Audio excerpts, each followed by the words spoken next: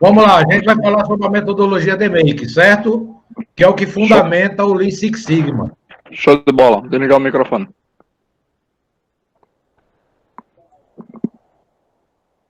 Utilizado em projetos focados em melhorar produtos, serviços e processos de negócios já existentes, também é conhecida como Design for Six Sigma. Design for Six Sigma é um projeto para Six Sigma, tá certo? Isso aí é um anagrama. O que é anagrama? É quando cada letra representa uma fase da metodologia. Então, o D é de definir o problema a partir de opiniões de consumidores e objetivos do projeto. Aí a letra M é medir os aspectos chaves, que é mensurar os principais aspectos do processo atual e coletar dados importantes. Vamos já desmistificar uma questão aqui de processo. O que é processo, gente? Eu já dei esse curso dezenas de vezes, tá? E algumas pessoas pensam que quando a gente fala de processo, a gente está falando de processo da área trabalhista, tributária, civil, penal, processo jurídico. Não é isso, tá certo? Processo é tudo. Tudo é processo. Estão me entendendo? Pense comigo. A pessoa, ao acordar e a se dirigir para o trabalho, ela desenvolve um processo. Ela acorda, ela toma banho, ela escova os dentes, ela toma café, ela sai de casa, ela pega um ônibus, um metrô, o carro, uma bicicleta, ou, sei lá, tem uma moto. Isso é um processo de ir para o trabalho. Então, vamos lá. O DMAIC é um anagrama, certo? O D é de definir o problema. O que é que você vai resolver em qualquer lugar, em qualquer situação, em qualquer ramo, em qualquer empresa, em qualquer tamanho. Por exemplo, tem alguém que trabalha com segurança do trabalho. Então, ele vai desenvolver um projeto para reduzir o índice de acidentes.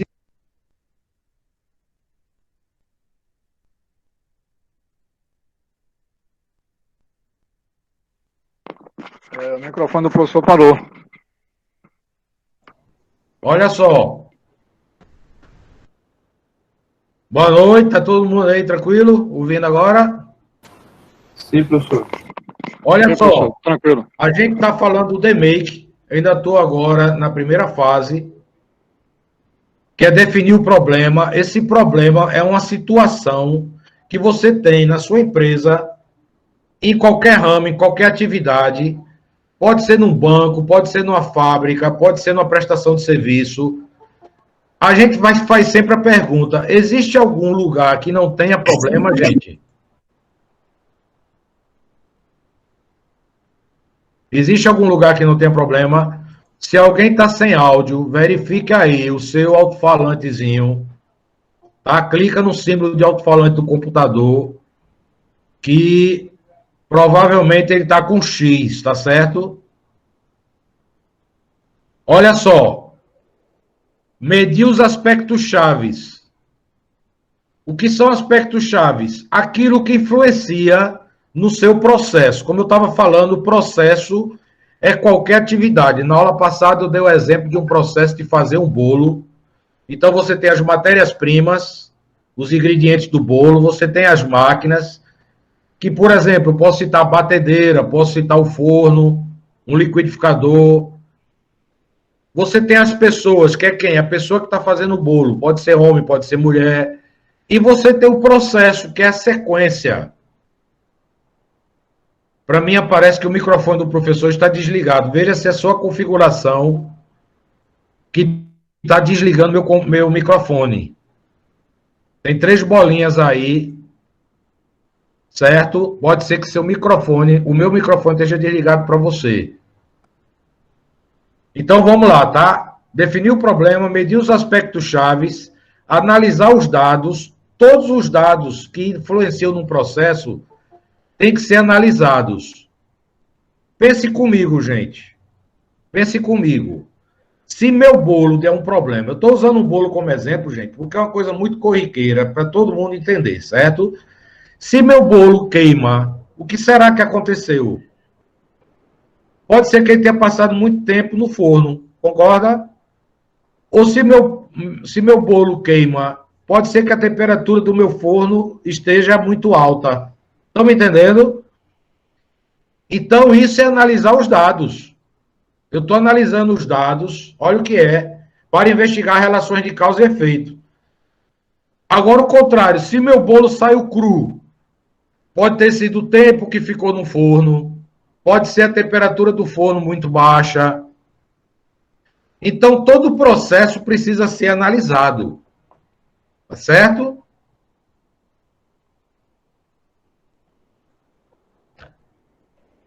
Continuando aqui, ó.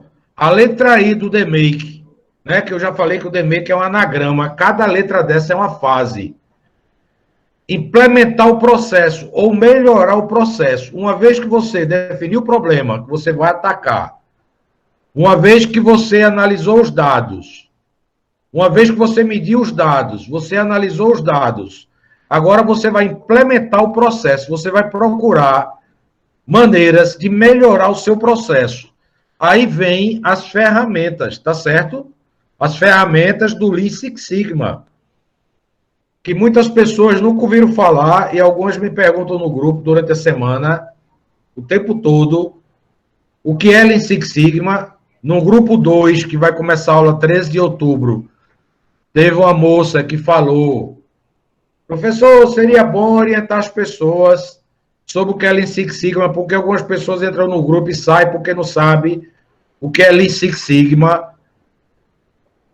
Aí eu estou dizendo aqui, Lean é sistema Toyota de produção, Lean quer dizer uma palavra em inglês enxuto, tá certo? Ou seja, sem desperdício. Seis Sigma é uma letra grega que representa o índice de variabilidade de um processo. Todo processo varia. Veja, usando o bolo ainda como exemplo, eu posso citar, gente, centenas de exemplos aqui, tá? Estou usando o bolo como exemplo porque é para todo mundo entender. Vamos supor que seu bolo saia com algum problema, ou cru, ou preto porque queimou, ou solado, aquelas partes duras. O que será que aconteceu? Você vai ter que analisar. Você vai ter que implementar melhorias. Por exemplo, bater mais tempo. Está entendendo? Pode ser que você não tenha misturado os ingredientes de forma correta. Pode ser que você tenha esquecido algum ingrediente. Por exemplo, fermento. Como é que o bolo vai crescer sem fermento? Pode ser que você não tenha colocado ovos. Ovos servem para quê? Para dar liga, para juntar os componentes do bolo. E para dar gosto também. Estão me entendendo, gente? Todo o processo varia. Por exemplo, se por acaso há um acidente de trabalho, geralmente não, via de regra, há uma análise daquele problema, daquele acidente. Aí você vai analisar as causas do acidente. Aí tem dois ramos principais em análise de acidente: condição insegura e ato inseguro. Ou a condição do ambiente favoreceu o acidente, ou a ação da pessoa propiciou o acidente. O que é isso? Análise do processo. Você vai analisar aquela atividade e vai ver por que houve um acidente de trabalho, não é assim? Depois que você definiu o seu problema, mediu os aspectos chaves que influenciavam no seu processo, depois que você implementou as melhorias do processo, o que é que você tem que fazer? Controlar o seu processo. Por que você precisa controlar o seu processo? Veja como é importante isso. Você precisa controlar o seu processo para não voltar a uma condição anterior, ou seja, a uma condição de problema. Tranquilo? Só falando que a ata será postada de maneira aleatória, lá pelo meio da reunião, porque, infelizmente, algumas pessoas assinam a ata e saem, outras entram faltando 2 minutos para acabar, para assinar a ata.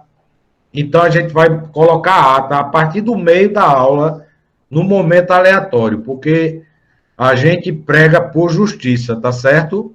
Prega por justiça. Se a gente reclama de político, reclama de tudo, reclama de corrupção, mas parece que a gente se ofende quando o professor é sério, quando o professor quer fazer as coisas da forma correta.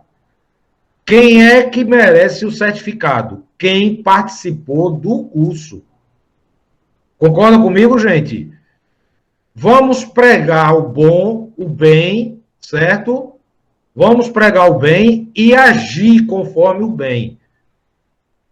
Correto. Tudo que eu falo no grupo é motivo de chateação e as pessoas saem. Eu não sei não. Tá complicado, tá? Tá complicado. Eu acho que a pandemia do coronavírus não atingiu só o pulmão, não, das pessoas. Pois é, professor. Professor, Pois não, querido?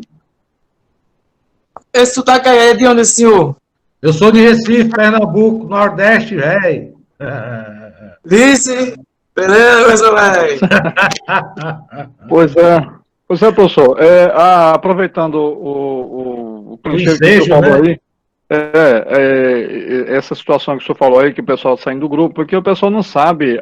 Hoje eu estive em uma planta e o pessoal lá procura profissionais que tenham esse conhecimento. E o senhor É ensinou verdade. 10 engenheiros de lá, tá? E quando eu falei desse curso para o pessoal lá, o pessoal novato ficou empolgado, porque as indústrias aí pedem que tenha essa expertise. É Então, verdade. para quem quer fazer, venha fazer o curso na expertise. É simples assim. É verdade. Outra coisa, eu postei no grupo um depoimento de um aluno que ele foi contratado como encarregado. Escute, isso não é conversa da carochinha, não, viu? Isso é real. O cara foi contratado como encarregado de produção. Mas na entrevista, as qualificações que ele tinha era suficiente para ele entrar como encarregado de produção. Durante o dia de trabalho, provavelmente alguém comentou que o cara estava fazendo esse curso. Ele foi chamado pela chefia e foi dito assim para ele: olha, você não vai ser encarregado, não, você vai ser coordenador. Você já imaginou o cara ser promovido no primeiro dia de trabalho? Você já imaginou isso? As pessoas pensam que essa metodologia ela não transforma. Além dela transformar vidas, ela abre portas de emprego. A gente tem centenas de exemplos de pessoas que postam no LinkedIn todo dia, que foi recolocado por causa do curso de Lean Six Sigma. Eu não estou falando necessariamente no nível White Belt, não, que é o primeiro nível. White Belt tem 5 níveis: o White, Yellow, Green, Black e Master Black Belt. As pessoas fazem vários níveis do White Belt, do Lean Six Sigma. E aí as empresas reconhecem, porque sabem que são profissionais de alta performance. Esse final de semana nós tivemos a conclusão de uma turma de Black Belt. Black Belt é um nível bem avançado, tá? Com apresentação de projeto de Black Belt. E a transformação que eles promovem na empresa foi fantástica. São transformações fantásticas, que resultam em milhões de reais de retorno. Nós estamos implantando um projeto Yellow e Green numa empresa. Eu quero resguardar o nome por questão de ética. E nos primeiros meses de implantação do projeto, a empresa teve R$1,5 milhão de retorno, só para vocês terem ideia, tá certo? Então, a fase definir, eu já falei. Vamos entrar aqui na fase medir. Você precisa medir o seu processo. Demi já falou o seguinte: Demi foi um dos pais da qualidade total, do sistema da qualidade total, certo? Eduardo Demi. Já estou ansioso para iniciar a turma 15 WCM e ela como bônus. Perfeito, Bruno. Vamos em frente. Vamos em frente. Boa noite, boas-vindas a quem entrou agora, Eduarda, outro colega. O que é que você precisa fazer, gente? Já disseram há muito tempo atrás, Kaoru Ishikawa, Demi, Philip Crosby, os pais, Eisenbauer, os pais da Sistema da Qualidade Total. Quem não mede, não melhora. Entenderam essa frase? Quem não mede, não melhora. Se você não medir o seu processo, você não sabe onde está o problema. Então, você tem algumas fases. Boa noite, Eduarda. Definir defeito e oportunidade, desenvolver o plano de coleta de dados. O que é plano de coleta de dados? Muitas empresas não sabem onde estão os problemas porque não coletam dados. Então, você precisa implantar um programa de coleta de dados. Isso aí não é bicho de sete cabeças, não é mistério. Pense comigo, um checklist onde tenha vários indicadores que são chaves para o processo. O que são indicadores chaves para o processo? Aquilo que interfere diretamente no seu processo. Vou lhe dar um exemplo. As grandezas físicas, elas interferem no seu processo. Vamos lá entender o que é grandeza física. Temperatura, gente, é uma grandeza física? É. Com certeza ela interfere no seu processo. Pressão. Pressão é uma grandeza física? É. Ela interfere no seu processo. Volume, velocidade, tempo, todos esses indicadores, aceleração, atrito, tudo isso que interfere no seu processo, você tem que fazer uma medição. Porque eles podem ser os responsáveis, tá certo? Pela variação do processo, ok? Então, todo processo estatístico precisa de um plano de coleta de dados. Para você entender isso de forma bem tranquila, a gente vai ter, nos próximos dias, uma eleição. O que é que os institutos de pesquisas fazem? Colocam pessoas na rua, ou através de rede social, ou através de telefone, ligam para as pessoas e perguntam qual a intenção de voto, ou faz a entrevista presencial. O que é isso? Plano de coleta de dados. Perfeito? Tranquilo? Qual é o tamanho da amostra? Depende do seu conjunto universo. Uma coisa é uma produção de produtos alimentícios. Por exemplo, eu trabalhei na Skin Cariol e eu fabricava 60 mil garrafas de vidro por hora. Não é por dia, não. Por hora. Minha amostra tem que ser representativa. Eu não posso tirar uma garrafa da produção e achar que aquela garrafa vai representar as 60 mil que estão sendo produzidas por hora. Beleza? Então, entra estatística no meio. Por quantos dias você precisa coletar dados? Depende do seu processo. Eu trabalhei em vários ramos.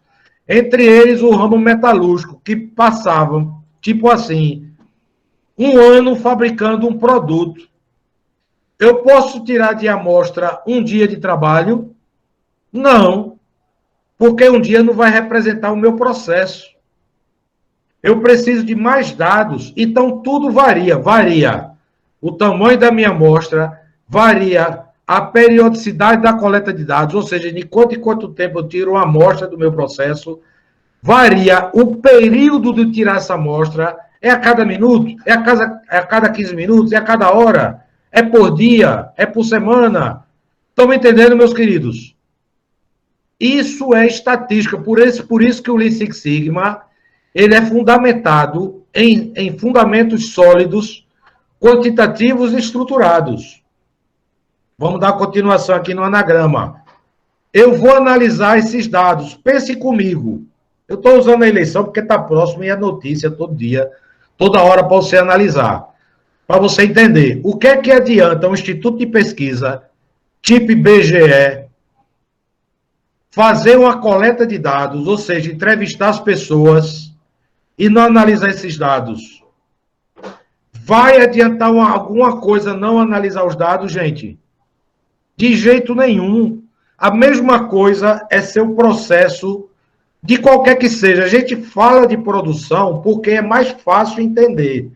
Mas isso pode ser no hospital, que a gente também dá curso de Lean Six Sigma, Healthcare, voltado para a saúde. É o que tem de mais inovador. A gente dá curso de Lean Six Sigma para a área agrícola. A gente dá curso de Lean Six Sigma para a área de serviço. Todos os ramos e atividades, nós damos cursos. Ok? Eu vi Thaís aqui, minha aluna da FG. Seja bem-vinda, Thaís. Grande satisfação ter você nesse grupo, esposa de Felipe. Tô com saudade dos dois, viu? 2 alunos top que eu tive aí.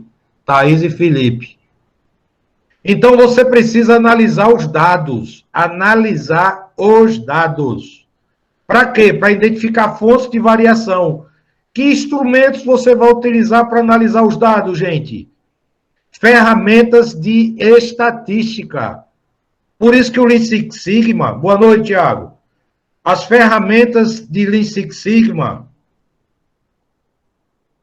Estou transferindo. Beleza, querido? Arlindo, fica à vontade. Arlindo da Betel Fadas. Tranquilo. Olha só.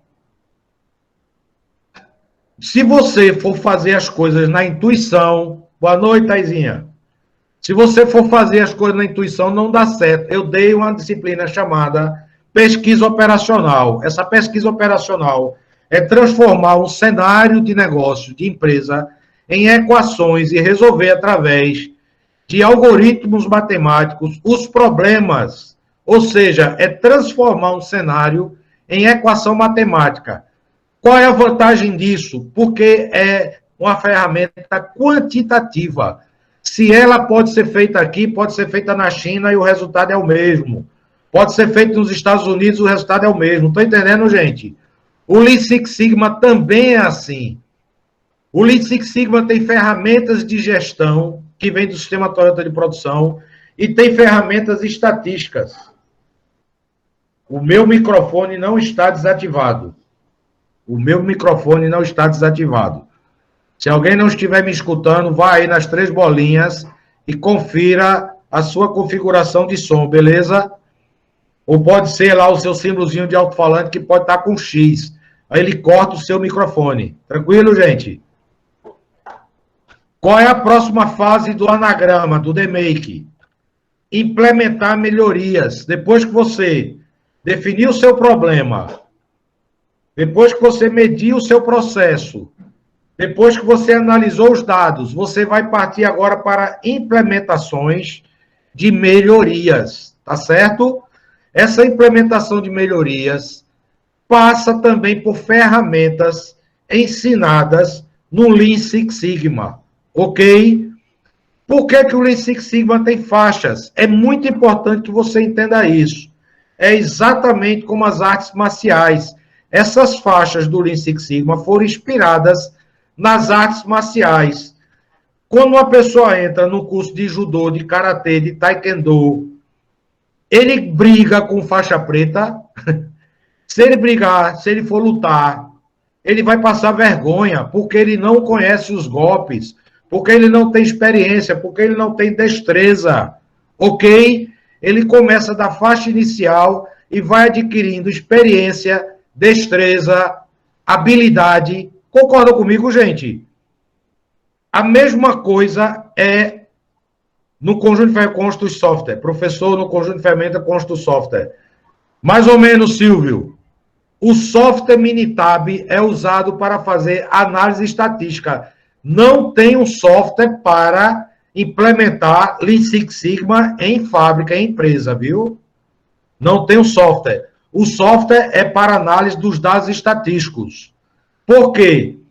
No meu tempo, quando eu comecei a trabalhar com isso, eu fiz um curso de análise de sistema de medição. Eu me sinto orgulhoso de ter feito esse curso, análise de sistema de medição. Porque eu faço parte de uma época que... Eu sou também matemático, viu, gente? Para quem não sabe, eu faço parte de uma geração que calculava tudo na mão e na calculadora. Com o tempo, pela necessidade de você ter respostas mais rápidas, foram desenvolvidos softwares, programas de computador, para fazer análise desses dados de forma mais rápida, para você tomar decisão mais rápido. Então, foi desenvolvido no Excel, tem ferramentas estatísticas, no Minitab, que é um software mundialmente utilizado, Ele é específico para a área estatística. Quem domina o Minitab, a gente tem aqui um consultor no nosso grupo, que é meu parceiro na expertise, professor, mestre e doutorando Israel Salles. É uma das pessoas que eu conheço que mais conhece estatística. Tem certificado internacional de Minitab. Ele é um dos caras que eu mais conheço na minha vida que sabe estatística. Tá certo? É professor da expertise, é consultor, é meu parceiro. Então, obrigado, o professor. veio... Não tanto quanto o senhor. Oi? Eu disse obrigado, professor. Não tanto quanto o senhor. Eu terminei meu curso velho de matemática em 87, então eu tenho mais tempo de matemática do que muita gente aí tem de vida. Mas eu não falo isso para aparecer, não. É para você entender minha história. O Lean começou na década de 80. Em 85, eu tenho certificado para provar que eu estava dando palestra no Centro de Convenções sobre Lean, sobre sistema Toyota de produção. Eu tenho todos os certificados de 80 para cá, são mais de 30. Porque as pessoas entram no grupo e saem, e teve uma menina que disse, eu saí porque eu não conheço o Senhor. Ok, minha jovem, fique à vontade. Eu sou um humilde profissional do mercado com 40 anos de trabalho. E comecei a trabalhar em junho de 80, tá certo? Tenho 4 graduações, 5 pós e um mestrado. E fiz uma carreira em Y. O que é carreira em Y? Na indústria, 9 multinacionais e na academia, dando aula. Ok? Então, esse é o humilde professor Zé Luiz. Não falo isso para me gabar, não. É para saber que você tem um curso com pessoas que entendem do que estão falando. Joia? A fase controlar é imprescindível. Por que precisamos da fase controlar? Por que precisamos? Porque o ser humano, ele tem uma área no cérebro dele chamada zona de conforto. O que é zona de conforto, gente? Você, quando se acostuma a trabalhar de uma maneira e é criado um novo processo, uma nova maneira de trabalhar, se você não tiver um controle, Noé, seja bem-vindo, viu? Muito satisfeito de lhe ver aqui. É exatamente, Raimundo, lei do menor esforço. Se você não tiver controlando as pessoas, que aqui tem algum cargo de chefia, sabe que o que eu estou falando é verdade, elas voltam para a zona de conforto. Elas voltam para a zona de conforto. Então, tanto no PDCA, já ouviram falar do PDCA? Planejar, fazer, controlar e agir. Agir sobre o quê? Sobre aquilo que saiu de controle. O C do PDCA vem antes do agir. É diferente do DMAIC, que o controlar é a fase final. No PDCA, você controla e quando você percebe que o controle saiu, você age em cima do desvio de processo, do desvio de procedimento. O A de action do PDCA é agir em cima daquilo que saiu de controle. Já no DMAIC, esse A está no improvement, na letra I, de implementar melhorias. E o controlar vem depois. Porque se você não controlar, as pessoas voltam para a zona de conforto. O PDCA roda dentro do DMAIC. O DMAIC é muito mais abrangente do que outras metodologias, porque as ferramentas que nós comumente usamos, elas são subconjuntos do Lean Six Sigma. Por exemplo, o 5S. Tem empresas que implantam o 5S, que vem da filosofia japonesa. O 5S roda dentro do Lean Six Sigma. Como o PDCA roda dentro do Lean Six Sigma, ok? Então, o Lean Six Sigma, ela é mais abrangente. As ferramentas do Lean, que são o sistema Toyota de produção, elas são inúmeras para cada propósito. E a gente vai estudar nesse curso essas ferramentas. Beleza? Ferramentas do White Belt. Tá vendo aí? O próximo slide. Ferramentas do White Belt. O White Belt é o nível inicial do Lean Six Sigma. O que é que o White Belt faz, gente? O White Belt dá suporte aos Yellow Belts que fazem link com os Greenbelts. Por que tem essa hierarquia? Porque o Greenbelt é aquele profissional que aprendeu estatística mais a fundo, porque é dado no curso 40 horas de estatística. Então, ele abre projetos. Vamos pensar assim a nível de hierarquia, para você entender. O Greenbelt é o coordenador da empresa. O Greenbelt é um gerente, é o engenheiro. Então, ele tem os encarregados. Esses encarregados são Yellow Belts. E o pessoal operacional é o White Belt, ou seja, eles vão executar tarefas. Você se lembra daquela pirâmide que tem os níveis hierárquicos da empresa, que a primeira hierarquia é planejamento estratégico. Quem é o planejamento estratégico? O CEO, o presidente. O meio é o tático. O tático é o quê? Coordenadores, gerentes. E a base é o operacional, aqueles que executam as tarefas. Beleza, gente? E essas pessoas são Yellow e White Belt. A gente vai aprender as ferramentas do White Belt, que já são várias. No nível White Belt, você já faz muita coisa, você já melhora muito o processo. Quais são as ferramentas do White Belt? Brainstorming, diagrama de causa e efeito, ou o famoso Ishikawa, ou 4S, ou 4M, ou 6M, ampliou, começou com 4, agora são 6. Plano de ação, que é o 5W2H. Matriz GUT, isso também é um anagrama, gravidade, urgência e tendência. Matriz, esforço e impacto e controle estatístico de processo. Beleza? Beleza, gente? O que é o brainstorming? O brainstorming, algumas pessoas associam o brainstorming com o Kaoru Ishikawa, que é o pai das 7 ferramentas da qualidade. Não é. Essa ferramenta é muito antiga. Ela é antes de Cristo, 4 séculos antes de Cristo. Mas é uma ferramenta de análise de problema. Eu não vou ler os slides, eu vou falar sobre ela. Toda vez quando você tem um problema na empresa, qual é o objetivo do brainstorming? Você reúne a equipe, conversa sobre o problema, escreve numa lousa, chuva de ideias, tempestade cerebral. Se for traduzir ao pé da letra, é tempestade de ideias, tá? Braims em inglês quer dizer, brain quer dizer cérebro.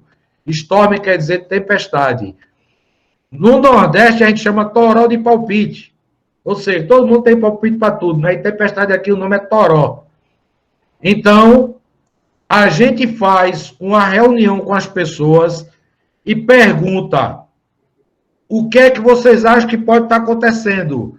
Vai gerar o brainstorming.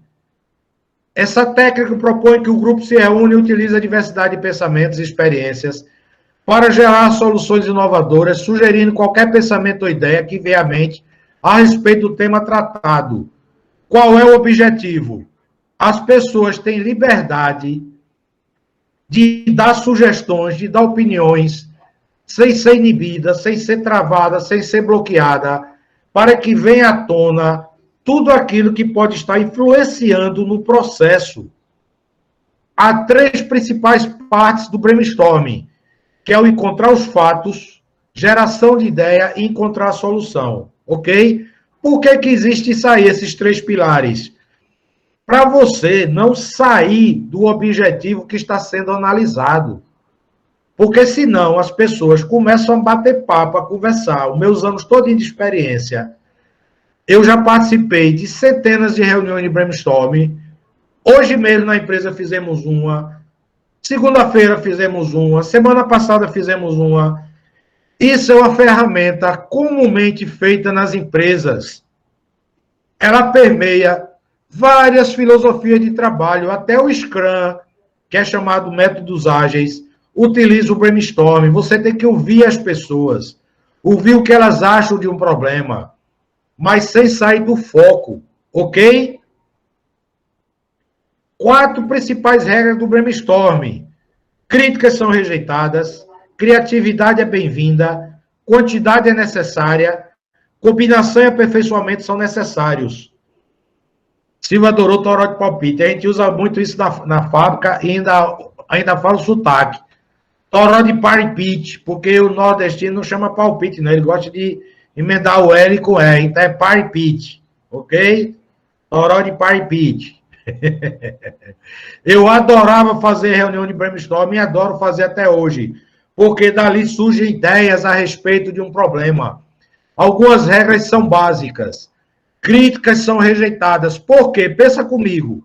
Tu estás participando de uma reunião de brainstorming, o operador dá uma sugestão, você vai e critica. Vamos supor que você seja superior a ele hierarquicamente. Aí você diz assim, rapaz, isso não tem nada a ver, não. Peraí. Infelizmente as pessoas falam assim, não é, gente? O que é que vai acontecer com esse operador? Ele vai ficar constrangido, ele vai deixar de dar sugestão, ele vai deixar de dar opinião, e ele pode ter a solução. E por conta da sua, vamos dizer assim, agressão verbal, né, de dizer que não tem nada a ver o que ele falou, ele pode ficar inibido e parar de dar sugestão. Ok? Os colaboradores são os maiores geradores de ideia.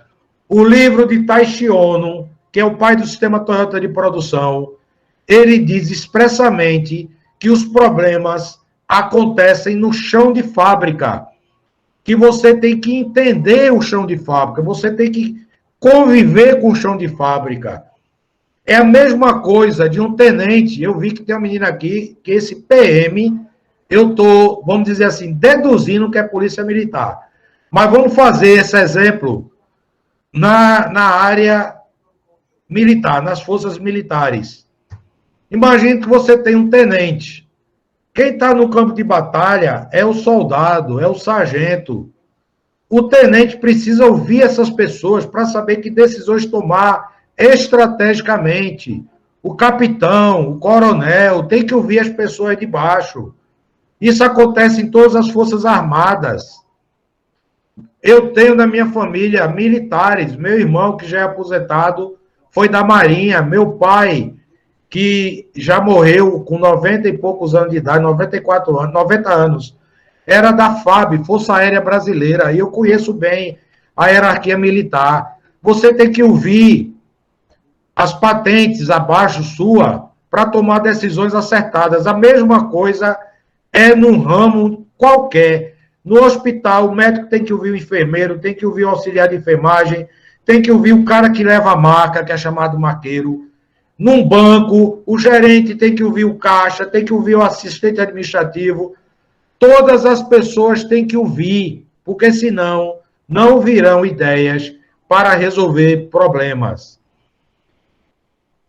Daí a importância de reconhecimento de perímetros, estratégia é tudo, isso mesmo. Você tem que cercar o problema. Criatividade é bem-vinda. Não se importe com a quantidade de ideias que está sendo gerada, que está sendo dado naquele brainstorming.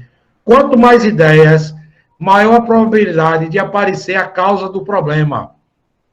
Quantidade é necessária.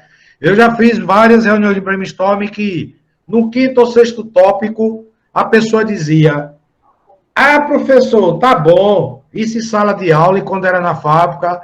Ah, seu Zé, tá bom. Não tenha preguiça de fazer o brainstorming. Porque quanto mais ideias vierem, maior a probabilidade de você encontrar a causa raiz do problema. Ou as causas raízes. Ok? Combinação e aperfeiçoamento são necessários. O objetivo desta regra é encorajar a geração de ideias adicionais para a construção e reconstrução sobre as ideias dos outros. Por que combinação e aperfeiçoamento são necessários? Você vai agrupar as ideias por áreas que você vai ver exatamente no diagrama de Ishikawa, ok? A gente tem uma dinâmica do brainstorming, a gente vai fazer essa dinâmica oral, tá certo? Oral. Então, quem puder, quem quiser abrir o microfone, fique à vontade. E a gente vai fazer uma análise. Eu vou ser o moderador, ok? Eu sou o moderador. Mas vamos lá. Imagine que seu carro está com excesso de combustível. Pensa comigo. eu queria eleger Israel para só digitar nos comentários as ideias que forem surgindo. Ok, Por que professor. você acha que seu carro está com excesso de combustível? Por que você acha? Você pode dizer vários fatores, certo? Vários fatores. Eu posso chutar um aqui. Pneu descalibrado aumenta o excesso de combustível. Mina colocou aqui, provavelmente o marcador está com defeito. Muito bem colocado, Mirna. Tem um dos tópicos do diagrama de causa e efeito, que é medição. Então, se a medição estiver errada, você pode achar que está com excesso de combustível e não está. Não deixa de estar certo. Bomba de combustível, perfeito. A forma que o motorista dirige, perfeito. Disco de freio, se o carro anda com problema de disco de freio, falha de sonda lambda. Silvio Teixeira fez curso de injeção eletrônica, que eu conheço, e tem um instrumento chamado sonda lambda. Ele é responsável pela abertura de uma válvula que libera a entrada de oxigênio para ver a queima do combustível. A queima do combustível se dá por dois elementos: a centelha gerada pela vela, que passa pelo distribuidor, no tempo certo do motor, que o virabrequim gera. O virabrequim é chamado árvore de comando, ele movimenta as válvulas, que são os comandos de válvulas, certo? No momento certo tem que haver a entrada do oxigênio, no momento certo tem que haver a centelha. E o combustível para gerar a combustão. É através da combustão, tá certo? Que você movimenta os pistões. Beleza? A centelha se dá na cabeça dos pistões. Cabo de vela com defeito pode gerar excesso de combustível, com certeza. Existe um dispositivo agora nos carros de injeção eletrônica, que é a central de comando ou centralina, é um computador, ele analisa vários parâmetros para fazer a melhor queima possível. O nível de oxigênio, até se a centelha tá boa ou ruim, ele indica qual é o pistão que está com problema. Existe dentro das oficinas mecânicas e eletrônicas agora, que o mecânico tem que ser meio que eletrônico. Um coletor de dados que ele conecta no barramento desse dispositivo, chamado centralina, que puxa as informações e que ele vai rastrear o problema. Antigamente se consertava carro pelo vidro, regulando giclê, regulando abertura e fechamento de ar. Não é assim? O pessoal mais antigo sabe. Hoje em dia você conserta através desvio constante de rotas. Perfeito. Olha, o solo interfere no consumo de combustível. Se você está andando por uma estrada esburacada, a forma de dirigir, certo? Pneu descalibrado, exercício Pneu descalibrado, pneu baixo, enfim. Como o Luiz. Às vezes o pneu está descalibrado, como o senhor citou aí, né? Perfeito. Alinhamento. Alinhamento de direção. Tá bem, imagina, gente. Eu vou tentar mostrar na câmera. Minha mão está meio aberta, não está feito um V. Isso. Imagina que o pneu esteja um querendo ir para um lado, outro para o outro. Pronto. Isso vai consumir Meu combustível. Deus do céu, o carro vai andar freado. Se o carro andar freado, ele vai ter mais atrito. Pneu, isso é alinhamento e balanceamento. Alinhamento é o eixo certinho, certo? E desbalanceamento de roda. Por que se bota aqueles pezinhos de chumbo na roda? Para balancear a circunferência. Isso tem a ver com física. Força centrípeta. Porque o movimento gera a roda querer sair do eixo. E se ela estiver desbalanceada, o carro vai andar todo se tremendo. Por isso que você tem que fazer alinhamento de direção e balanceamento. Botar os pezinhos. Me lembro do meu curso de sistema de amortecedor do Senai. Excesso de peso no carro. Isso mesmo. Mau uso do motorista. Não respeitando os limites de marcha. Isso mesmo. Vocês estão vendo ao vivo e a cores como é um brainstorm? É assim, gente. As pessoas estão dando sugestões. As pessoas estão dando opiniões sobre um determinado problema. É assim mesmo numa empresa. Você vai abordar um problema e vai dar sugestões. Por isso que eu escolhi excesso de consumo de combustível, porque todo mundo pode ter uma ideia. Uma ideia que não foi dada aqui, mas de tanto eu fazer essa dinâmica, outras pessoas já deram. Dirigir com os vidros do carro aberto. Aí você está naquela. É bom porque entra vento. Vai entrar vento e vai entrar também, sabe o quê? Oposição ao deslocamento. Oposição ao deslocamento. O carro quer andar e você vai estar uma força contrária. Compromete a aerodinâmica. Eu já vi que tem engenheiro mecânico aqui. Esses caras são bons demais. Arrasto aerodinâmico. Raimundo, show. Kleber, atrito. Isso. Morar em uma cidade com muito morro. Alguém aqui mora em Olinda?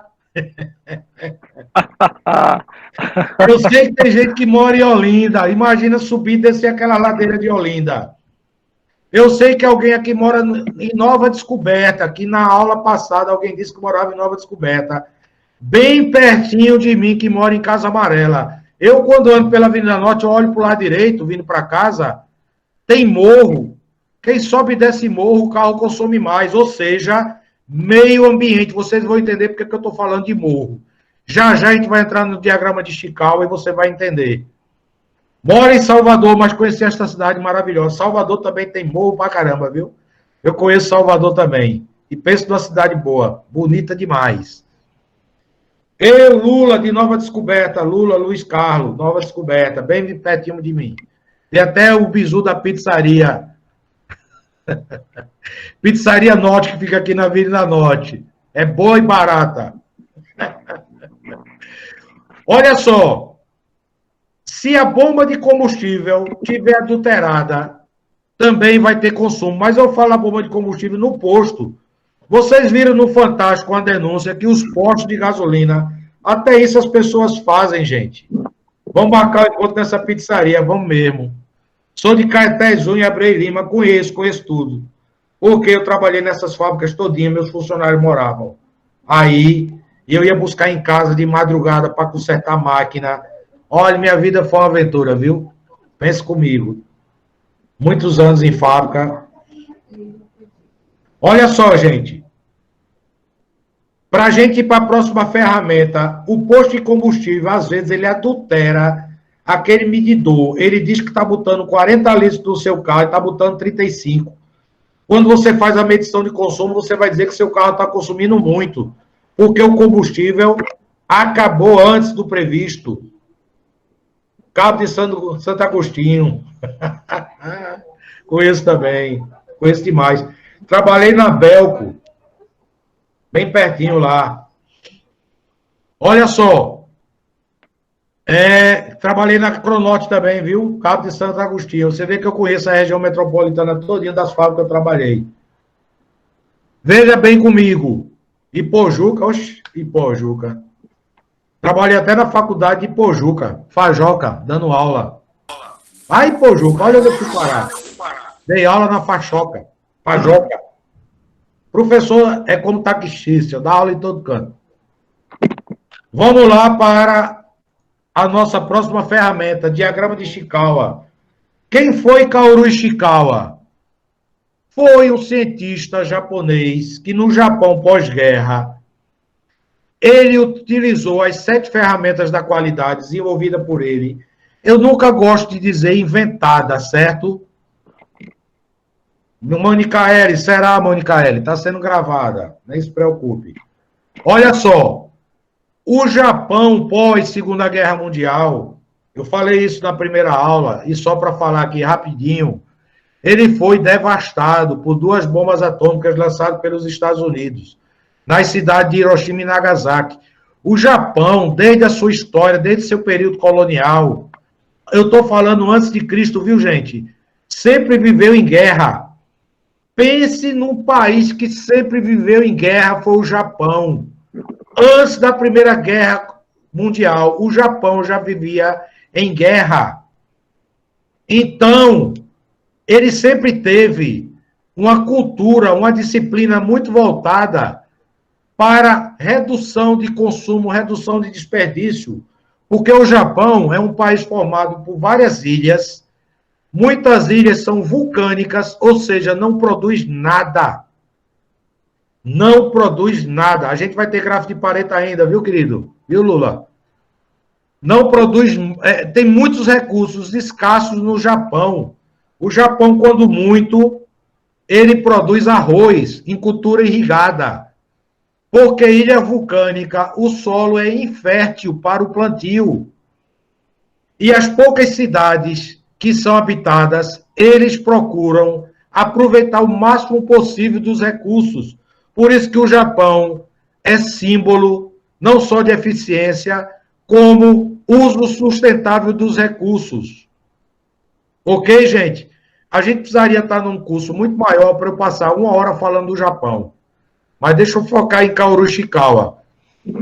Ele foi um consultor utilizado pelo imperador, pelo governo japonês, que é império até hoje, um governo imperialista, para reerguer as fábricas do Japão pós-guerra.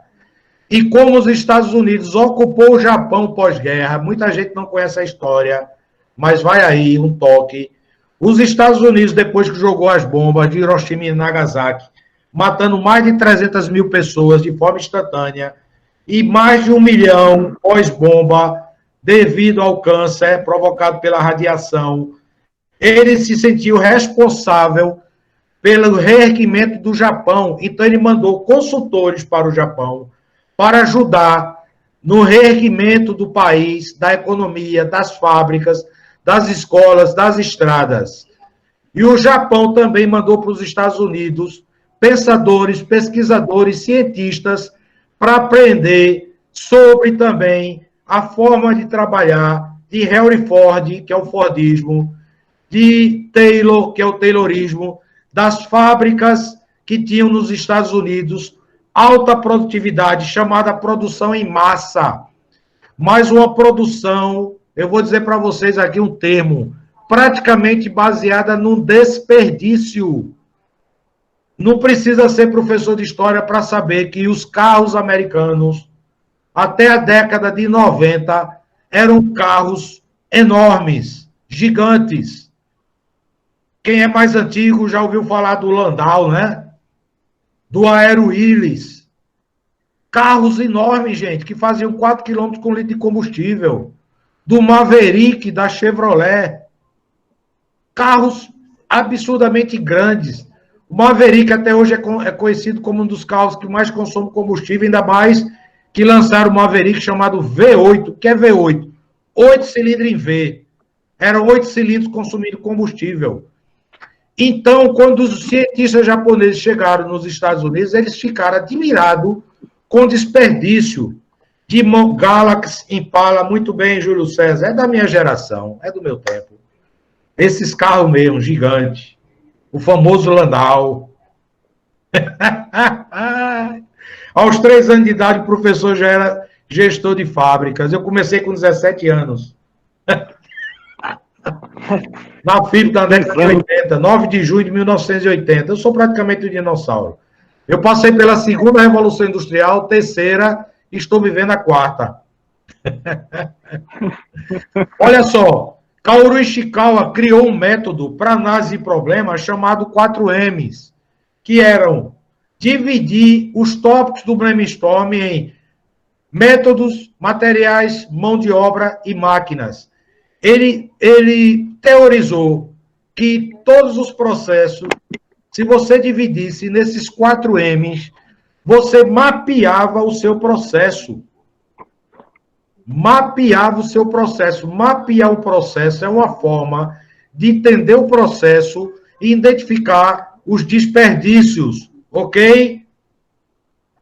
Mais tarde, foram acrescentados mais 2Ms, que teve uma moça que falou aqui, a medição do combustível. Perfeito.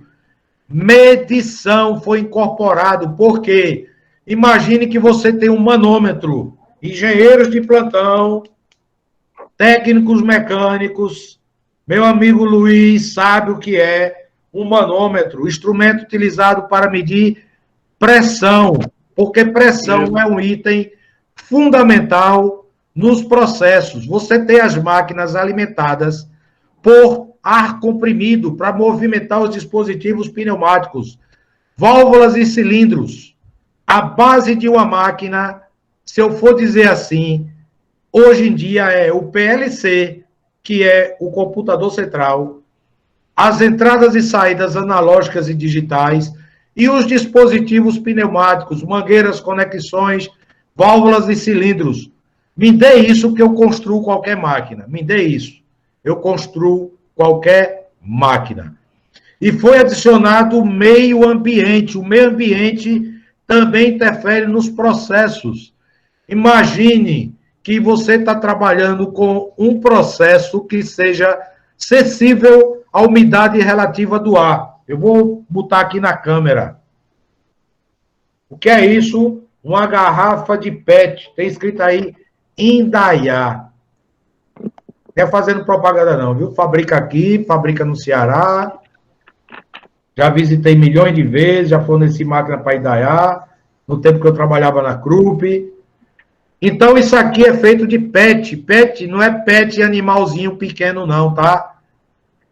PET não é brinquedo, não, porque tem até o sinônimo de inglês de PET para brinquedo. PET é uma sigla de um elemento químico chamado polietileno terefitalato. Ele é altamente sensível à umidade relativa do ar. Ele absorve partículas de H2O, os químicos de plantão sabem. Água. Ele tem uma propriedade chamada higroscópica, que interfere na fabricação da garrafa. A garrafa vai sair com problema. Antes da garrafa, você tem feito a pré-forma, que é a matéria-prima da garrafa. Trabalhei na Alcoa fabricando alumínio e mais tarde fabricando garrafas PET, ok? Conheço muito sobre o processo de PET, muito. Poderia ter um curso aqui de polietileno terefitalato. Mas vamos em frente. O que é que Kaoru Ishikawa fez? Ele fez o diagrama chamado diagrama de Ishikawa, ou espinha de peixe, ou 6M.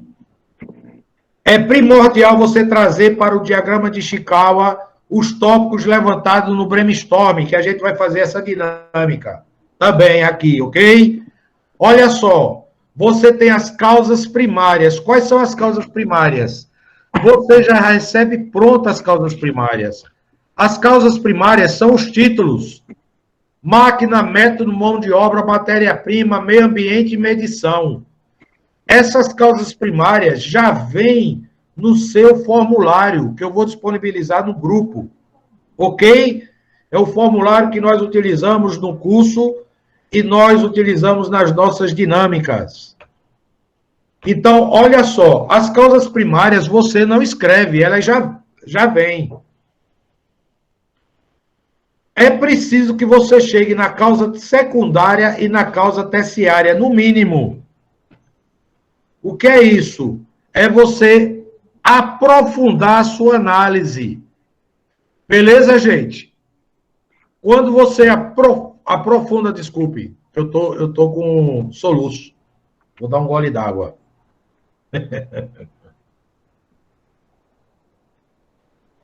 Isso faz parte de aula ao vivo. Isso faz parte de aula ao vivo, soluço. Pensa comigo. Forma de dirigir aumenta o consumo de combustível, perfeito? Correto. Perfeito. A causa primária seria o quê? A mão de obra ou a pessoa. Certo? Olha, mão de obra ou pessoas. A forma de dirigir é provocada pela pessoa. A causa secundária seria a pessoa. Outros podem dizer método. Já eu chego lá, viu? Pode estar nos dois lugares. Nem se preocupe. Mas qual seria a causa terciária? falta de treinamento, falta de orientação. Imagine que uma pessoa quer andar numa rua esburacada a 80 por hora. O que é que vai acontecer com esse carro? Vai trepidar, vai desgastar freio, suspensão, amortecedor, vai consumir mais combustível. A causa secundária é a pessoa, o motorista. A causa terciária é imperícia, inexperiência, imprudência. Beleza, gente? É muito importante você chegar na causa terciária. Outra pessoa disse assim, mas a forma de dirigir pode ser método. Se tiver um método para dirigir e você não cumprir o método, a forma de dirigir entra em método. Se houver um método. E se não houver, é a mão de obra, é a pessoa. Beleza? Entenderam a diferença? Agora vamos colocar aqui meio ambiente, já que foi acrescentado o meio ambiente. O ar-condicionado, você liga porque está um calor escaldante, principalmente em algumas regiões aqui do Brasil, que está tendo até queimada sem parar. Se alguém for dessa região, pode sinalizar. Tá? Pensa comigo, está muito calor. Você precisa ligar o ar-condicionado. Ligar o ar-condicionado é uma causa secundária. Aí vem a pergunta, por que você ligou o ar-condicionado? Por excesso de calor. Olha aí o excesso de calor. Vai estar onde? No meio ambiente. Beleza, gente? Tranquilo? Estão entendendo? Vamos dar um exemplo de material. Falaram de gasolina adulterada. A gasolina seria o quê? Material. Você está utilizando o material. Qual seria a causa terciária do material chamado gasolina? Gasolina adulterada. O posto, muitas vezes, por desonestidade, mistura mais álcool do que deve na gasolina. E como o álcool tem um componente chamado água, água é combustível? Evidentemente que não. Então, como é que tu vai queimar a molécula de H2O? Isso, Silvio, água. Você não tem como queimar. Isso vai gerar um problema no carro chamado calço mecânico ou calço hidráulico. Você pode vir a empenar os comandos de válvulas, que são varetas, parecem suas canetas, tá? Que são varetas, que vão fazer a abertura e fechamento da válvula de entrada de oxigênio, de ar e combustível. Teve um colega que disse que passou por isso ano passado. Por isso que carro com injeção eletrônica não é recomendado você empurrar. Vai aqui uma dica a mais. Não é indicado você empurrar um carro com comando eletrônico de válvulas, porque você pode tirar o carro de tempo. O certo é chamar o reboque, ok? A gente poderia passar a noite falando sobre isso aqui. A questão de medida, o medidor do posto ou o medidor de combustível do seu carro pode estar descalibrado. Acontece muito isso em indústria. O instrumento de medição está descalibrado. Por isso que no DMEIC tem lá a fase de medição, no M, para você medir o seu processo e submeter a algumas situações. Indianara já teve a lista de frequência. Meu amigo Israel pode postar o link da lista de frequência. Sim, professor, com certeza. Vê uma coisa engraçada que eu vou dizer. Gente, se a gente tivesse presencial, vocês iam ver que eu gosto de brincar com o aluno, viu? A aula não é assim, triste, monótona, não. A aula é animada. Quem já foi meu aluno sabe disso. Olha só. Desde que a aula começou até agora, são 20 horas e 8 minutos. Várias pessoas saíram da aula. Me respondam, você, uma pessoa decente, tá? Que eu sei que você é. Essa pessoa vai saber que foi postado o link da frequência? Negativo. Eu não Negativo. tenho direito de reclamar. Entendeu? Negativo. Sabe o que é que eles vão pedir? Não tem. Vão pedir para eu postar nos 2 grupos a ata para eles assinarem. é certo, é justo. Negativo. Não, gente. Pense Se for da aula... briga por ética, por honestidade. Isso pode ser até um defeito meu, mas eu sou muito chato com esses aspectos. Sou muito chato. Pode assinar no final da aula, assim, beleza. Porque é injusto com aqueles que entraram no começo. Aí tem gente que não gosta do que é certo. Sabe o que é que vai acontecer? Sair da aula, porque não concorda comigo. Pelo amor de Deus, é a mesma coisa eu, como professor, pegar um aluno filando e dizer, parabéns, você está filando, vai ganhar um 10. Aí, quando eu tomo a prova, eu sou chato, eu sou carrasco.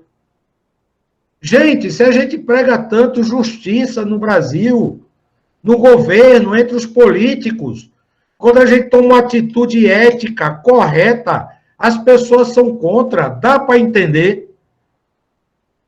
Eu fico assim triste, sabe? Eu, com meus 57 anos de idade, com meus 40 anos de trabalho, eu estou criando uma pesquisa, tá? Que eu vou postar num grupo de vocês o link.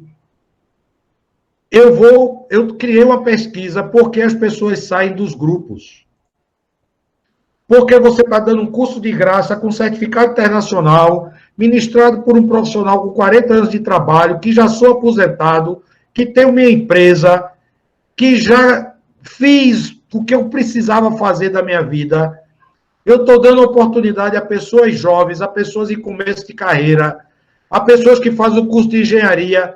Não veem esses assuntos, em sala de aula, porque eu vim da academia e vim da fábrica. É raro ter um profissional assim, gente. É raro. Eu fiz minha carreira em fábrica. Em 87 eu terminei meu curso de matemática, mas em 83 eu já tinha terminado o meu de eletrônica e fui dar aula no Senai. Eu passei 9 anos no Senai dando aula. Então, vocês têm aula com um cabo que tem 37 anos de experiência na academia e 40 em fábrica. É em toda esquina que você encontra um professor assim, gente. Aí você abre uma empresa e promove um curso com certificado mundial, internacional, pelo Conselho Mundial de Lean Six Sigma. E as pessoas saem do grupo. Pessoas que as empresas querem que trabalhem nelas se tiver esses conteúdos, se tiver esses cursos, esses conhecimentos. E as pessoas saem do grupo. Eu não entendo mais o ser humano. Não entendo, tá? Quem estiver fazendo terapia, por favor, me dê o bizu. Eu postei no grupo 7 perguntas e criei um formulário. Por que as pessoas saem dos grupos? Se os grupos estão tentando fazer o melhor, lhe dar conhecimento, lhe dar experiência, trocar experiência, dar um curso. Me diga quem aí tem um certificado internacional. Me diga. Vamos lá. Me diga quem tem um certificado internacional. Pouca gente tem certificado internacional. Eu estou dando um curso com certificado internacional. As pessoas saem do grupo, dá para entender. Eu tenho 9 certificados internacional. Meu mestrado foi fora do Brasil. Eu preciso disso, gente. Preciso. Não. Mas estou dando de graça. E as pessoas não querem. Ok? Vamos lá. Era só Vou dar uma palavrinha? Pode, Luciano, pode. Então, eu assisti a aula do senhor, a primeira aula, eu assisti atrasada, né? Não consegui fazer, porque o que está acontecendo? Com essa tal de pandemia, eu fiquei desempregado, né? E eu estou em busca do novo emprego. Eu estou falando de Panorama, interior de São Paulo. A cidade tem 17 mil pessoas, certo? E aí, eu não entendo, eu estou igual ao senhor, eu estou com 42 anos, muitas coisas que o senhor está falando eu tenho conhecimento, né? Porque eu sou do tempo antigo. Mas, assim, as pessoas, eu não entendo a cabeça do ser humano, principalmente o brasileiro, de não dar uma valorização para uma pessoa que está disponibilizando o tempo dele, que ele poderia simplesmente estar com a família dele agora. Isso nunca vai entrar na minha cabeça, não vai entrar. sabe? Eu falei, comentei com a minha mãe hoje, sabe o que vai acontecer quando acabar essa história de pandemia? O que vai acontecer? Simplesmente vai acabar essa mordomia de curso grátis com certificação, vai acabar. Aí vai começar aquela reclamação, professor. Ah, porque eu não tive oportunidade. Ah, não, toma vergonha na tua cara. Quantas oportunidades você está tendo desde março para cá? É verdade. Quantas oportunidades? É verdade. E aí? Aí o que a pessoa quer? Ah, então, por favor, né? Faça-me um favor, não tem condições, não. Eu fico indignado igual o senhor acerca de tudo isso aí. Às vezes o trabalho não é que eu esteja brabo, não. É porque eu falo isso para despertar a mente. Olha só, Luciano, durante essa quarentena, a minha empresa de cursos, a característica dela era cursos presenciais. Sim. Eu tinha turma de 40 alunos, faturando R$90 mil. Eu sou o Zé Ninguém de um fiteiro de esquina? Não. Na quarentena, eu tive que me reinventar. Sabe quantas horas nós já gravamos de aula? 800 horas. Esses jovens deviam criar vergonha na cara. Eu, um velho, já gravei 800 horas de aula. Eu fiz 7 cursos online. Eu paguei $1.000 por um certificado internacional. $1.000. Ou seja, quase R$6 mil. É um certificado internacional gratuito e sai do grupo. Não dá para entender. Não dá. É revoltante, né, professor? É bem revoltante isso, né? Eu concordo com um colega aí de São Paulo, e como já fui professor também, ainda ensino, eu digo o seguinte, esse pessoal, quem vai dizer para eles, quem vai dar um nome para eles, é o mercado, é simples assim. É verdade, Luiz, é verdade. O mercado, simples assim, quando chegar lá fora, você tem esse curso aqui? Não tem não, então desculpa. Eu estou precisando de alguém que tem esse conhecimento e tenha um certificado internacional. Eu tenho prova, eu já treinei mais de 1.000 profissionais nessa metodologia. Será que eu conheço isso? Eu tenho pessoas de 58 anos que foram recolocados na terceira aula do Greenbelt. O senhor fazia 3 anos desempregado, chorando, com a família passando necessidade.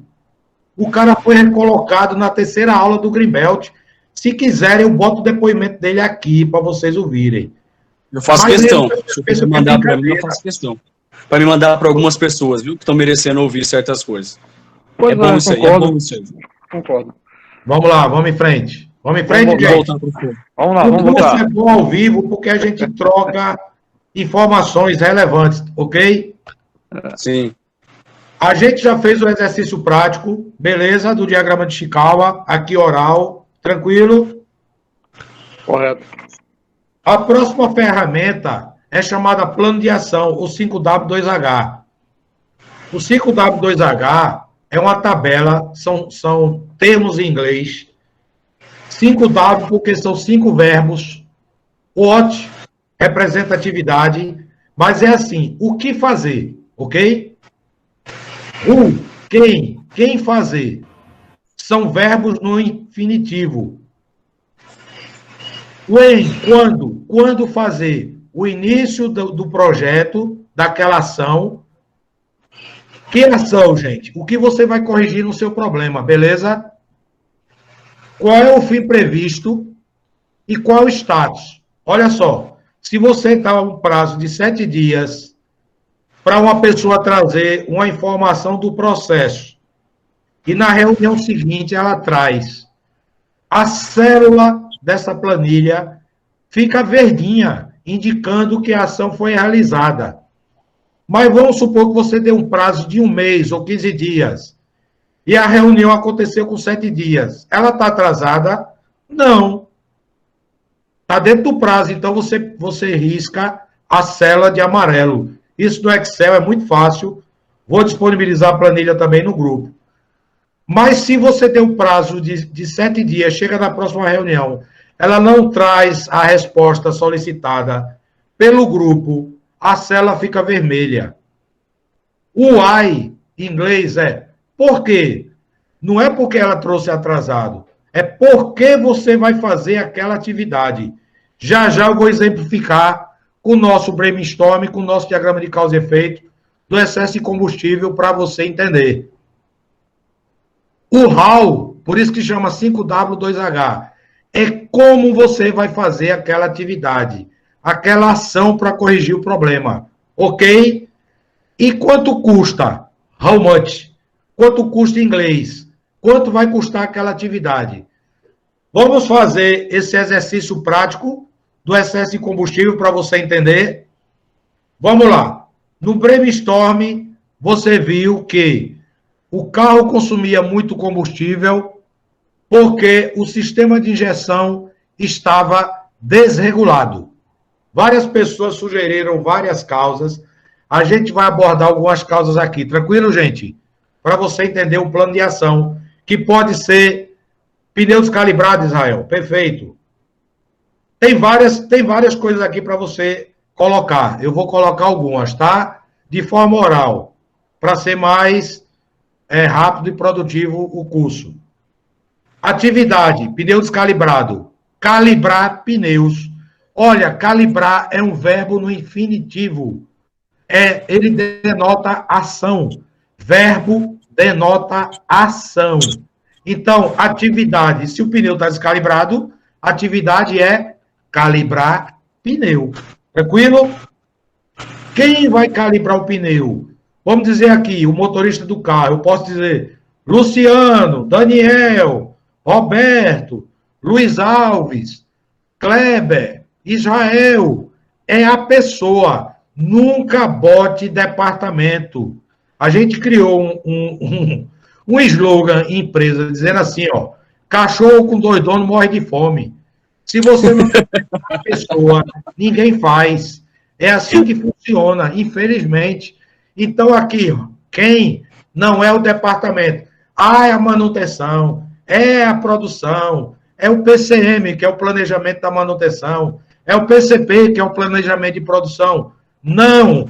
Quem aqui é a pessoa. Beleza, galera? Show! Porque se você não botar a pessoa, ninguém faz.